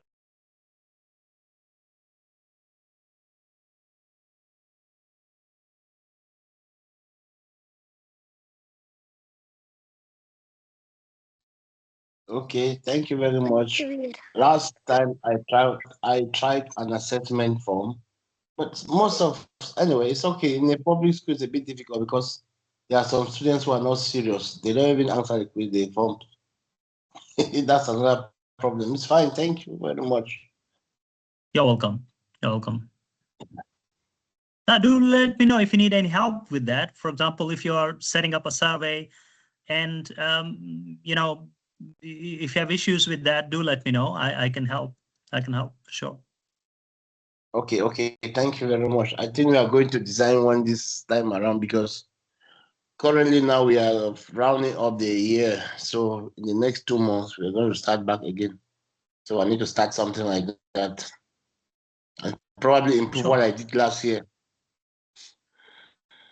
Yeah. Okay. So good luck with that. Hopefully you'll be able to find out something on that. Okay. Thank you very much, because I think that's the base to start with differentiation. You need to have the survey done first.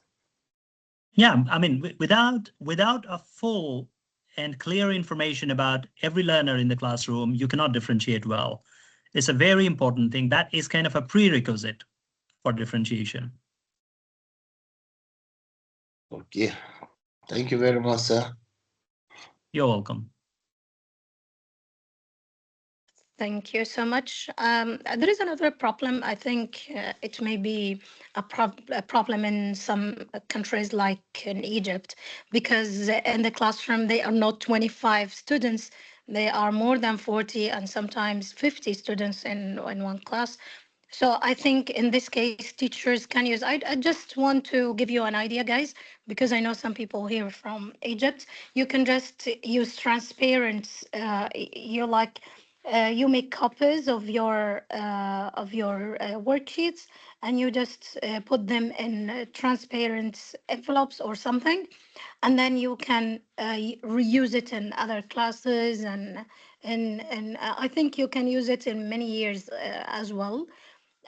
That may keep you safe out of printing many papers every day, because it costs in some places or in some areas. So I think that could be a good idea for you to do. I got my point. Sure. Yeah, absolutely. Yeah. And once you let them work in groups, so you can classify them into, for example, if you have students like in A1, you can classify them into or divide them into different groups, like in colors, or maybe name the groups, so that may make it easy for you to work in one sheet for all, or one worksheet for all the group, and use it and reuse it many times. Yeah, sure. Yes, Or absolutely. maybe, or maybe, I think nowadays teachers have WhatsApp groups with their students. You can ask them to print it. So you are Oh, yeah. aware Yeah. of But that look, costly thing. as for the medium is concerned, probably everyone comes with these smart gadgets. So you can just do this online. I mean, just share a QR code with them, right? Whatever you're designing. So it's easier. Right now, almost everyone is connected to the internet. So that's something that you can make use of. Yes, exactly. Yeah. So I think I would just want to double check if anyone has a question. Any questions before we leave? Okay. So I think everything is clear. Many thanks for you, Dr. Ahmed, for this. Like I can't say insightful, I can't say fruitful. I don't have any comment to say about this session. Thank you so much.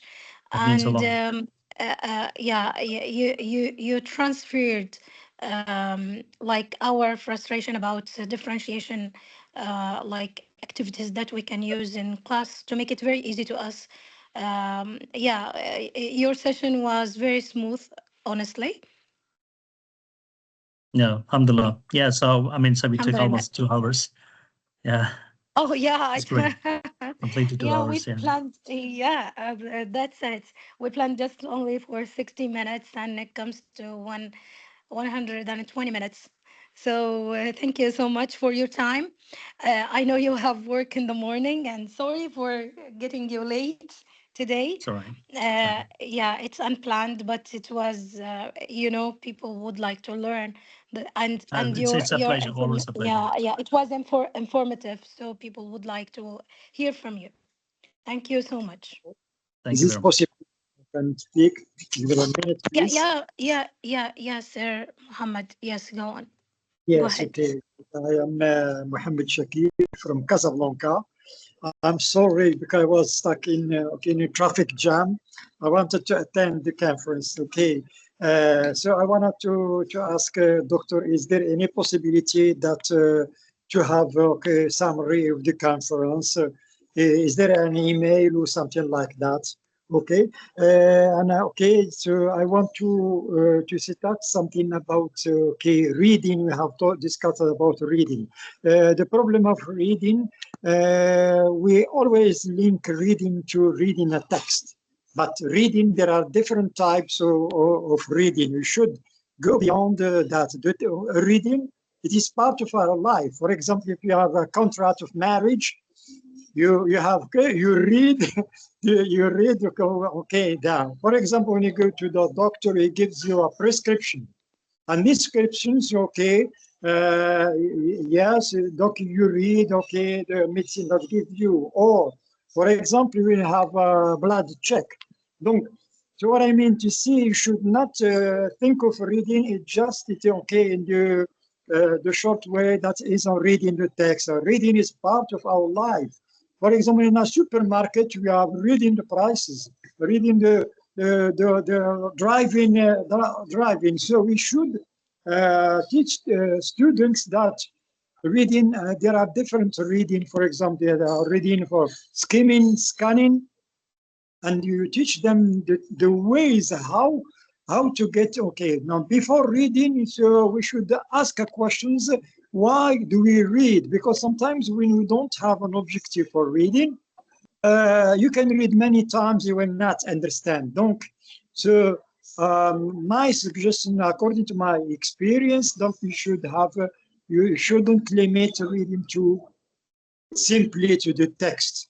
Give them an open idea about that reading a part of our daily life. Some people can be dead because they didn't know some instructions, or helping them to read notices, mainly when they are grown up in the company. There are notices that they will never read, and that creates problems. Okay, this is okay, the ID. Okay, thank you very much, Mr. Doctor. Okay, is it possible, for example, for sending to see the conference again? Okay, because I didn't have the opportunity. Can I have your email or something like that? Okay, in any possibility. Thank you. Thank you very, very much. So I'm just going to the last part. I'm showing something on the screen. If you can see this, that's my email address. And I want you to especially look for this thing here.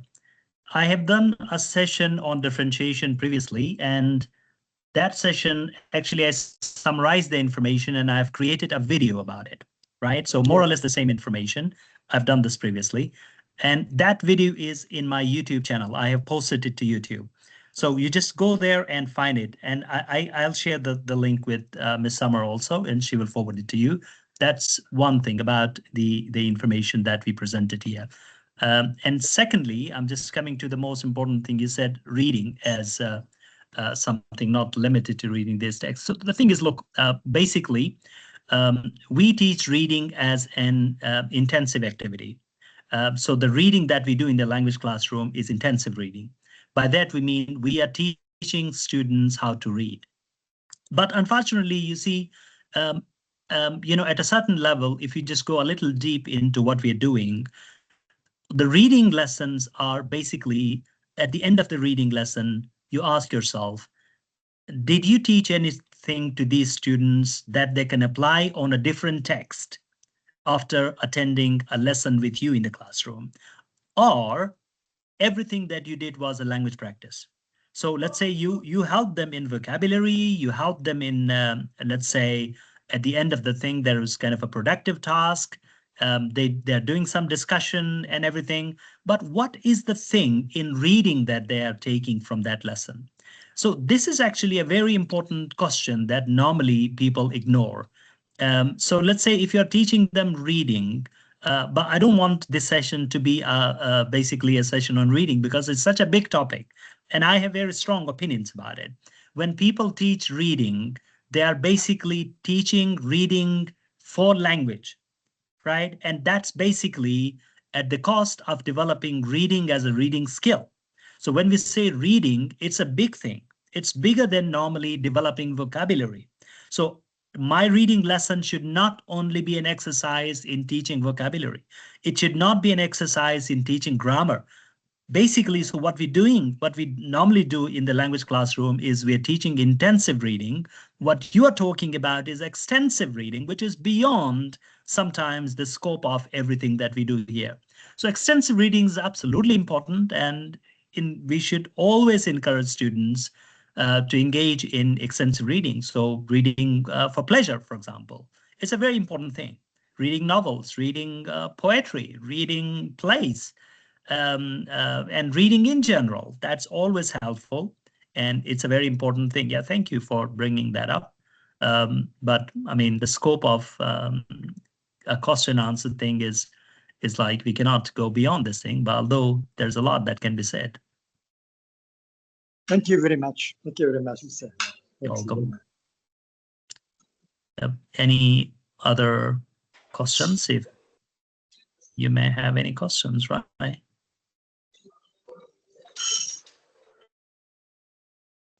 Thank you so much. Yeah.